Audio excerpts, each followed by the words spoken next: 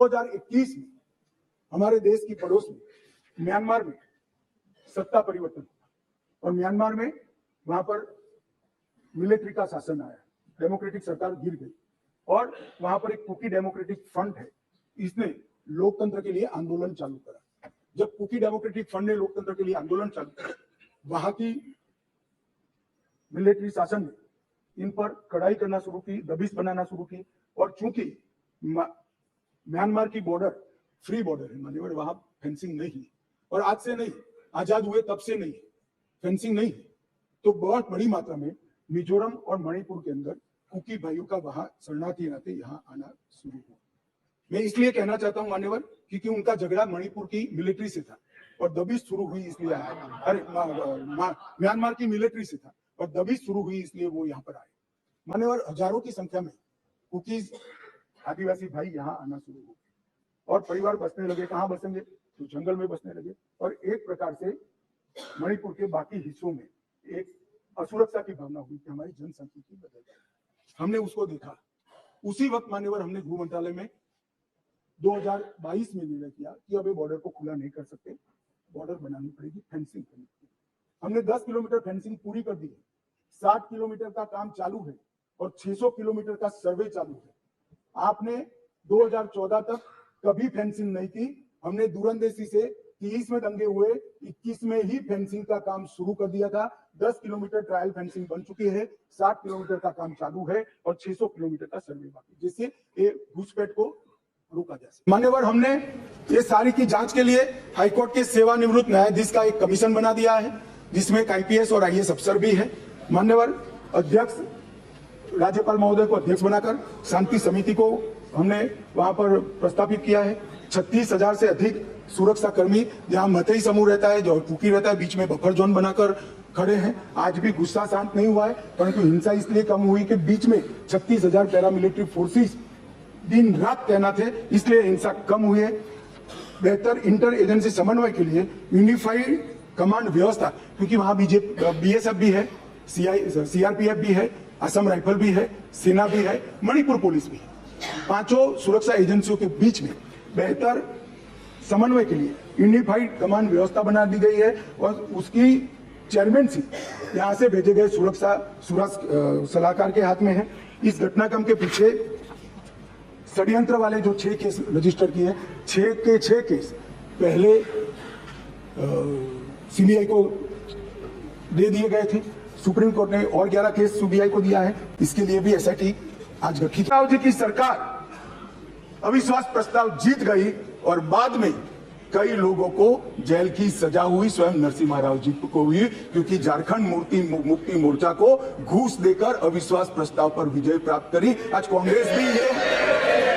कांग्रेस भी वहां बैठी है और झारखंड मुक्ति मोर्चा भी वहां बैठा है। मान्यवर, 2008 में मनमोहन सिंह जी विश्वास प्रस्ताव लेकर आए। विश्वास प्रस्ताव के वक्त भी एक बार यहाँ पर बरोबर देश में वातावरण हो गया था कि इनके पास बहुमत नहीं, बहुमत था भी नहीं और मान्यवर, इस सदन ने उस वक्त सबसे कलंकित घटना देखनी पड़ी। सांसदों को करोड़ों रुपए की घूस देनी पड़ी और हमारे ऑनेस्ट सांसद वो रुपया लेकर पीठ के सामने आए और कहा कि हमें संरक्षण चाहिए, हमें रुपया ऑफर किया गया और वो सरकार बचा ली। तो एक तो चरित्र है UPA का, सरकार के सामने अविश्वास का प्रस्ताव आए या कोई अविश्वास का प्रस्ताव न लाए, इसलिए विश्वास का प्रस्ताव वो स्वयं लाए। इसमें से बचने के लिए सारे सिद्धांत, सारा चरित्र, सारे लोकसभा के नियम कानून, हमारी परंपराएं, इसको त्याग कर येन केन प्रकारेण सत्ता को संभालना और सत्ता पर MSP बहुत चिल्लाते रहते। मैं आपको पूछना चाहता हूं मान्यवर, आपके माध्यम से जो अविश्वास प्रस्ताव लेकर आए हैं उनको मैं MSP के बारे में जरूर पूछना चाहता हूं कि भैया, आपने MSP की कितनी खरीदी की थी और MSP में के रेट में कितनी बढ़ोतरी की थी? जरा हिसाब किताब लेकर जनता के सामने जाइए। मगर नहीं जाएंगे, बैठे बैठे बोले रह गए MSP का क्या हुआ। मैं बताता हूं सत्य क्या है और मैं इस सदन के माध्यम से देश की जनता को और 14 करोड़ किसानों को कहना चाहता हूं कि आपके घर में सबसे ज्यादा MSP और MSP पर सबसे ज्यादा धान खरीदने का काम कोई एक सरकार ने किया है तो नरेंद्र। मान्यवर, धान की खरीदी पहले ध्यान से सुनना, सभी सभासदों को मेरा विनंती है, ध्यान से सुनिए। धान की खरीदी 475 लाख मैट्रिक टन मनमोहन सिंह जी ने अपने अंतिम साल में की। मैं फिर से आंकड़ा बोलता हूं, 475 लाख मैट्रिक टन। नरेंद्र मोदी जी ने अंतिम खरीदी 896 लाख मैट्रिक टन, 88% की वृद्धि। मान्यवर और लाभार्थी किसान पहले 76 लाख थे, अब 1,31,00,000 लाभार्थी। मान्यवर गेहूं की खरीदी, एमएसपी पर खरीदी, इसके अंदर मनमोहन सिंह जी और इनकी यूपीए की सरकार 251 लाख मैट्रिक टन छोड़कर गए थे, 251 लाख मैट्रिक टन। अब नरेंद्र मोदी जी ने 251 लाख मैट्रिक टन से बढ़ाकर 433 लाख मैट्रिक टन पहुंचा। टोल पेंटिंग का मैं आप सबको कहता हूं, पथराव की घटना टीवी पर दिखाई पड़ती है भैया? कहीं नहीं दिखाई पड़ती, क्योंकि पथराव बंद हो चुका है। माननीय अध्यक्ष जी, जम्मू कश्मीर पुलिस, मान्यवर जम्मू कश्मीर पुलिस 90 के दशक के पहली बार आज एक्टिव होकर आतंकवाद का सामना कर रही है। जब मान्यवर सड़क के उस पार से आतंकवादी घुस जाते थे और जवानों के सर काट कर ले जाते, कोई जवाब नहीं देता था।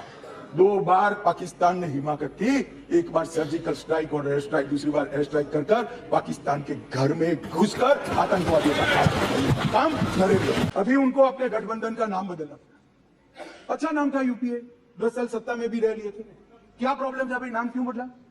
आप लोगों को मैं बताना चाहता हूं, देश की जनता को सदन के माध्यम से मैंने इतने सारे घोटाले टोटल लगाया तो 12 लाख करोड़ के बाद मैंने टोटल छोड़ दिया। 12 लाख करोड़ के घपले घोटाले भ्रष्टाचार यूपीए के नाम पर चढ़े हैं, कैसे जाए बाजार में? अब जो कंपनी दिवालिया हो जाती है या साख खराब हो जाती है इसकी, तो वो नाम बदल दे, बोर्ड बदल दे, इन्होंने भी नाम बदल दिया। भारत एक आवाज है, भारत हमारी जनता की आवाज है, दिल की आवाज है। उस आवाज की हत्या आपने मणिपुर में की, इसका मतलब भारत माता की हत्या आपने मणिपुर में की।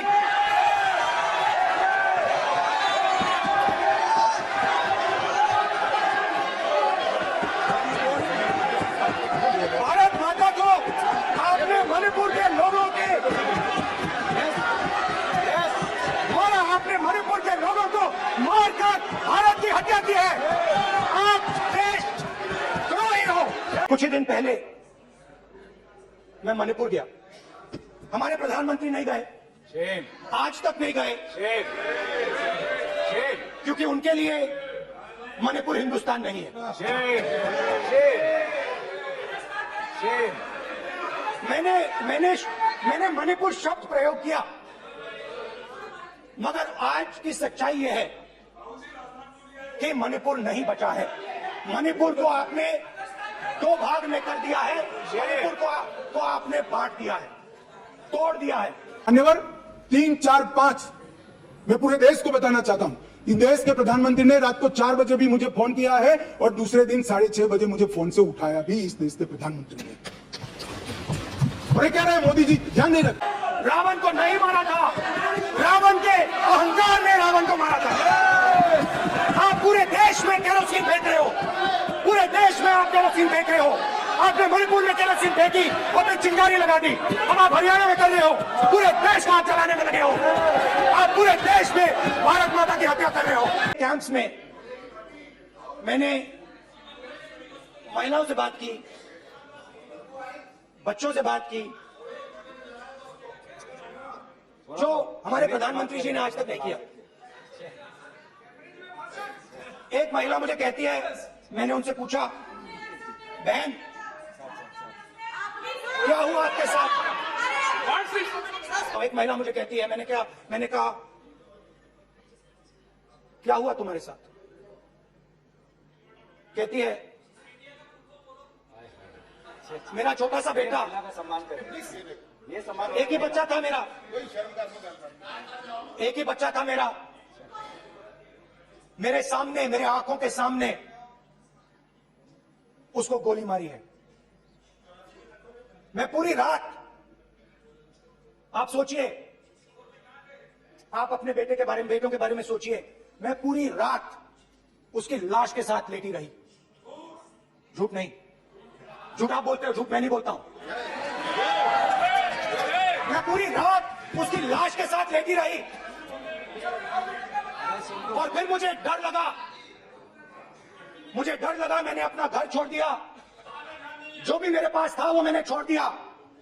मैंने उनसे पूछा कुछ तो लाई होगी, कहती है नहीं, सिर्फ मेरे जो कपड़े हैं ये मेरे पास हैं।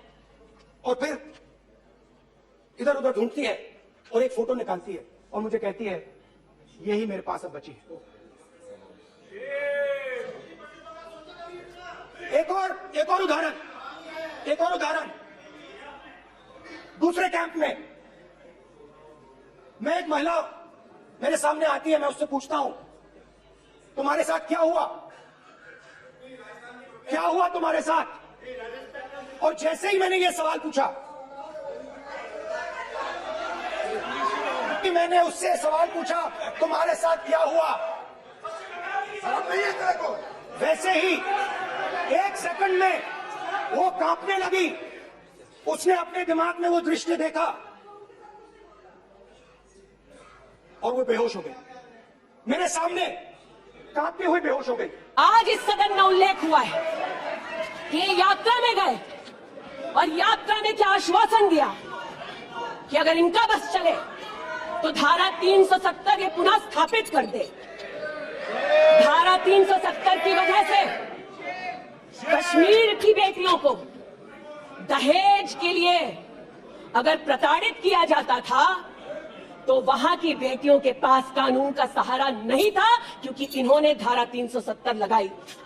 कश्मीर में अगर बेटियां प्रदेश के बाहर ब्याही जाती थी तो उनके पैतृक संपत्ति पर उनका अधिकार समाप्त हो जाता था, क्योंकि इन्होंने धारा 370 लगाई। यूपीए की सरकार को यह ज्ञात हो गया था कि खुले में शौच करने की वजह से महिलाओं का बलात्कार हो रहा है। 2005-6 में इनको पता था, ये सरकारी सर्वे में ज्ञात हुआ है, लेकिन ये चुप थे। 2010 में वर्ल्ड बैंक की रिपोर्ट ने कहा, इनकी तब सरकार थी, कि स्वच्छता न होने की वजह से देश की जीडीपी पर 6.4 का नेगेटिव इंपैक्ट है। ये चुप रहे। महिला का बलात्कार था, इनको पता था, ये चुप रहे। 2014 तक देश में केवल 39% आबादी को इन्होंने टॉयलेट की व्यवस्था सुनिश्चित करके दी। 2019 तक 100% कवरेज हुआ। 110 मिलियन टॉयलेट। ये हंसते हैं इस पे अध्यक्ष जी। मणिपुर के लोगों को पुनर्वासित करने की जरूरत है। आज बेघर हो के लोग मई से आज तक राहत शिविरों में रह रहे हैं। राहत शिविर में गर्भवती महिलाओं का गर्भ रह रही है, वहां प्रसव पीड़ा हो रहा है, वहां बच्चे पैदा हो रहे हैं। यह दुर्भाग्य है। और आप कह रहे हैं उसको अलग अलग राज्यों की छिटपुट घटनाओं को जोड़कर आप कह रहे हैं कि बहुत सही। मौन व्रत तो धारण किया प्रधानमंत्री जी, जरूर।